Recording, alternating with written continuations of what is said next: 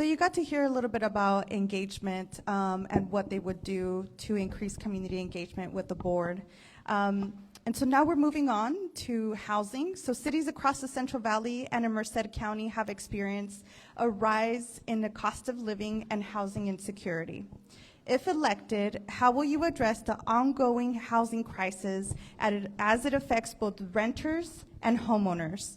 Jim Pacheco is going to start answering this question, and each candidate has 2 minutes to answer. Okay, I was, in running for office, you kind of do some research on different agencies and services that are out in the community, and I have found that there is quite a few. There's quite a few agencies that have help with renter and housing that maybe a lot of people don't know about. Some of them are from private entities, and some of them are through county and federal services. And I think that outreach to people that have that problem, to make sure they know that these services are available and connect them with these services, that would be a big help. That way they know that there's help out there, and they will be able to reach that help and help them stay housed and make sure that they don't lose their rental houses.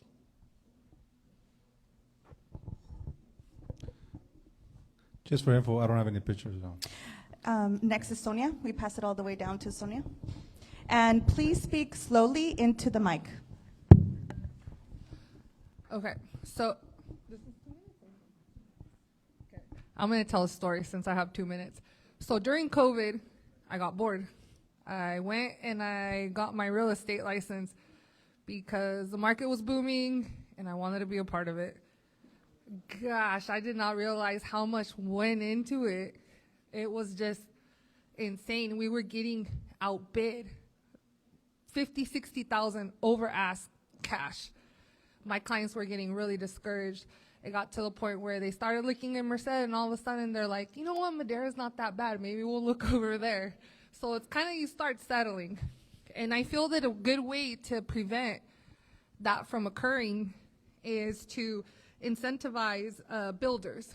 We have this vast area in Santa Ynez that for whatever reason has not been developed yet, and I feel that that would create more revenue for our county. They're probably the top creating revenue city in our district. They're right off of I-5, they're right off of 152. There's a lot of traffic there. A lot of people that cannot afford to live in the Bay Area would be more inclined to live out in Santa Ynez, therefore, creating more revenue for us. That way we have more money coming into the county. Another issue that I have ran into personally and with other friends is when we try to get a permit to just build anything. It could be a shed, it could be just to make any minor improvements. I found that the county has been kind of difficult to navigate, and you can easily get discouraged from trying to make any sort of upgrade, or I just feel like it needs to be a more streamlined process as far as that goes. For me, that would be ideal for.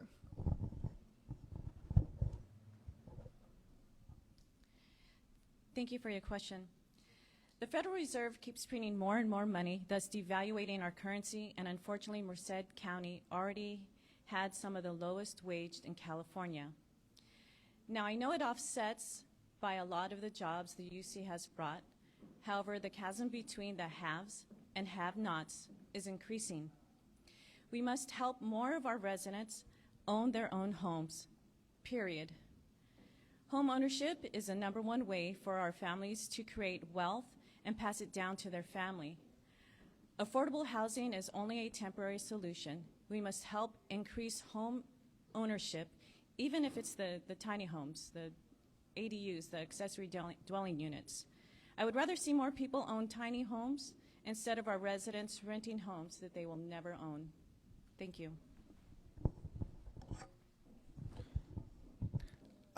When I was mayor of Livingston, we approved 55 low-income affordable homes in Livingston. They're the nicest ones on the south side of town. Some people didn't want it there, but we voted it in anyway. Some communities across the county don't want low affordable income homes, but we still always pushing for affordable homes, affordable apartments. So, like I said, I'm always pushing for, also trying to get self-help to build more in Merced County. Currently, we have a self-help homes in Planada. Only about half have been built. And, this is from the pandemic that it started building, and I don't know why it's taking so long, but, those lots are there, and people need to purchase those and build on there because they'll be saving, $100,000 or $150,000. So in my, in my district, I'm always pushing for low-income homes. We just built some in South Merced on B Street. Those apartments, they're low income. Many of you, plus we fixed B Street in front of the cemetery, so that turned out, I think it was a nice project. The county owned the land. Since it was in my district, they asked me if we could sell them to the city of Merced, and so eventually the city of Merced built them with a developer. And for low, usually those low income affordable housing or apartments go for 55 years. So the way the prices have increased, I think that we need as many as we can, and also to address in the future with homelessness, I think that we as a county or cities need to get more funds and buy more homes, rent them out to put more homeless there, as well as rent homes from private individuals and put more homeless there. That way we get rid of the homeless. Thank you. Thank you so much for those answers. Before we move on to the next question, for those who need interpretation, para los que necesiten interpretación, la tecnología no está funcionando, así que están allá atrás, con Radu, allá atrás está interpretando en vivo y en directo. Bueno, y le paso esta siguiente pregunta a Elise. And here is Elise with the next question. It's nice when you can do it like that. Thank you. The 2023 point in time count found that there were almost 800 unhoused individuals throughout Merced County. What existing or new programs would you advocate for to address the needs of the unhoused community? And this is 2 minutes for an answer, and we're going to start with Ms. Sonia, please. Hi. So, there's really not a one-size-fits-all solution to end homelessness. It's very multifaceted. When I sat on the board of directors for United Way, we had a homeless to housing program. So what we did is we helped place veterans into housing, apartments or whatnot for 1 year. I asked a lot of questions, not because I hate veterans or not because I don't want to help veterans. That wasn't why. I asked, what are we doing besides that? What are the measurable outcomes that we're hoping to see? How are we helping them? Are we providing them with social services? Are we helping them get medical help? Are we helping them find employment? How are they going to be able to sustain this on their own once their year is up? We as a nonprofit were not equipped financially and otherwise to handle such a big task. And I feel even the county of Merced itself, unless it partners with other entities, it's a very tremendous undertaking. I worked as a substance use disorder counselor, and they call it alcohol or other drug. There's a bunch of different acronyms for it. In a DUI program, as well as in a correctional facility, a lot of people, generally speaking, they want the help. Sometimes they don't necessarily want the help. They're just doing this to have their sentences reduced or whatnot. But for those that want the help, I feel that if we offered more services for them, this would help them to be able to get to that point, which is where they're able to take care of themselves. I would encourage more. Thank you so much, everybody. Thank you, Sonia, for adhering to the stop. And Maria, if you could just speak a little close, have the microphone a little bit closer to you. People in the back are having a hard time hearing you. But thank you so much. Is it my turn? Thank you. The unhoused issue is such a complex problem to tackle. However, I do expect to rewrite county ordinance to allow for our farmers and developers to be able to have more options to legally provide shelter and work opportunities in different ways to our unhoused populations. It's tricky, but it can be done. We must also do a better job at incentivizing the different departments of government into working together to provide more efficient options. The current programs are a great start. However, I think they could be more efficient by providing greater incentives for participation and involvement, and this can be achieved in several ways. We don't always need to spend new taxpayer dollars to achieve greater results. One of the things that I do understand is that providing housing for those unsheltered is key, while also providing wraparound social services. Coordination between county departments, local agencies, nonprofits, and other partners is critical.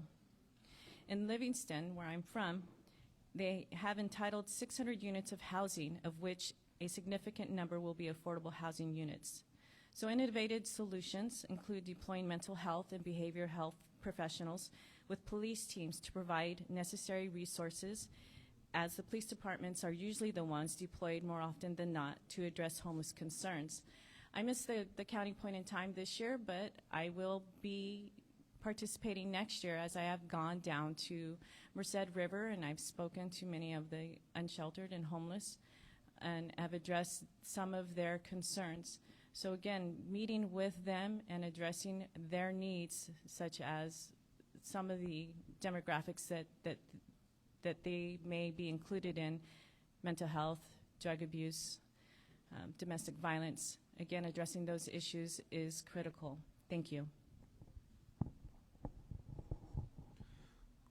Throughout Merced County, the numbers have decreased slightly, while across the state it's growing. In Merced County, we have the Navigation Center.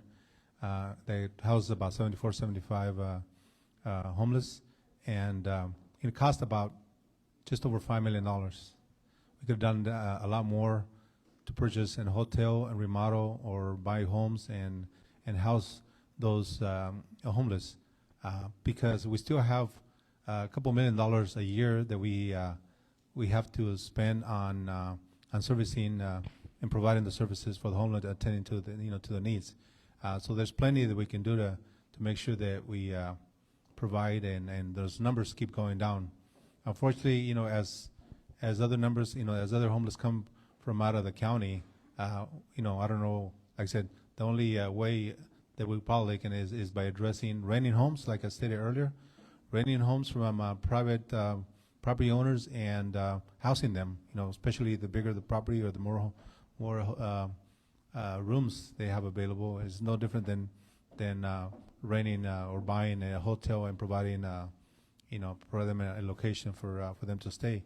And also, like I said, working with behavioral health and the public health department to make sure they are being staying clean, taking a shower.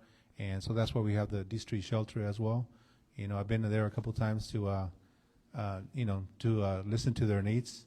And so we got to keep pushing and addressing every board meeting. So like I said, I encourage the residents to come in and address the issues with, like I said, with the homeless. It's not easy, but I think we have to work together with the state representatives to address all the unhoused. Thank you. Yes, I agree that the county does have some good programs through the Navigation Center and the Community Action Agency.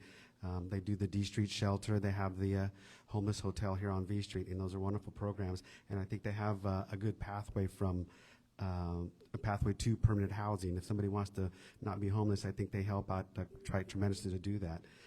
Unfortunately, I think some of the services are kind of one size fits all, and I think we need to be more specific on the issues. If somebody just has a drug addiction problem, have somebody just resolve that, or mental health, or sometimes it's just family issues. I think if we do a little more peer-on-peer counseling with these people, you might be able to help that problem. And there's the problem of people that don't want treatment, and I think that comes down to an enforcement issue. I think we need to work with our state legislators so that some of these, when these individuals have contact with law enforcement, when they go to court, they have the option of doing court-mandated treatment. I think that treatment would help some of these individuals get the help they need and maybe not be homeless. Thank you.